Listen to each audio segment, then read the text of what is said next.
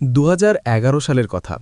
September মাসের কোনো এক বিকেল সাংগঠনিক সফরে গিয়েছিলাম ঠাকুরগাঁওয়ে। সেখানে হালকা পাতলা গড়নের এক কিশোরের দিকে চোখ আটকে গেল। নাম জিজ্ঞেস করতেই বিনয়ী স্বরে বলল, সিবগাতুল্লাহ। সূরা বাকারার ১৩৮ নম্বর আয়াতের সেই অসাধারণ শব্দটির প্রতিচ্ছবি যেন কিশোরটির চোখে মুখে। অদ্ভুত এক মায়া আর সম্ভাবনা দেখে নামটা মনে গেঁথে গিয়েছিল। পরের বছর ঢাকায় কিশোরকণ্ঠ অফিসে আবার দেখা। অবাক হলাম দেখে যে সেই কিশোরটি এখন আরও বেশি প্রত্যয়ী। যখন তাকে নাম ধরে ডাকলাম, সে বিস্ময়ভরা চোখে তাকালো। ১ বছর পরও তার নাম আমার মনে আছে। সেই চারাগাছটি ডালপালা মেলতে শুরু করল ঢাকা বিশ্ববিদ্যালয়ের সবুজ ক্যাম্পাসে। সময়ের ব্যবধানে সে আর কেবল একজন ছাত্র রইল না, হয়ে উঠল হাজারো শিক্ষার্থীর আস্থার জায়গা।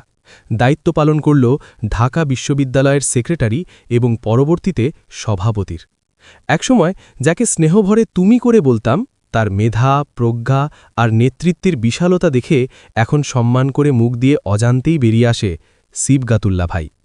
আলহামদুলিল্লাহ, আজ সেই সিবগাতুল্লাহ বাংলাদেশ ইসলামী ছাত্র শিবিরের মতো সুশৃঙ্খল কাফেলার সেক্রেটারি জেনারেল মনোনীত হয়েছেন। ওয়াও! একজন সাধারণ কর্মী থেকে সংগঠনের দ্বিতীয় প্রধান ব্যক্তিত্ব হওয়ার এই সফরনামা আসলে নিষ্ঠা আর আল্লাহর রঙের সিবগাতুল্লাহর সার্থক প্রতিফলন।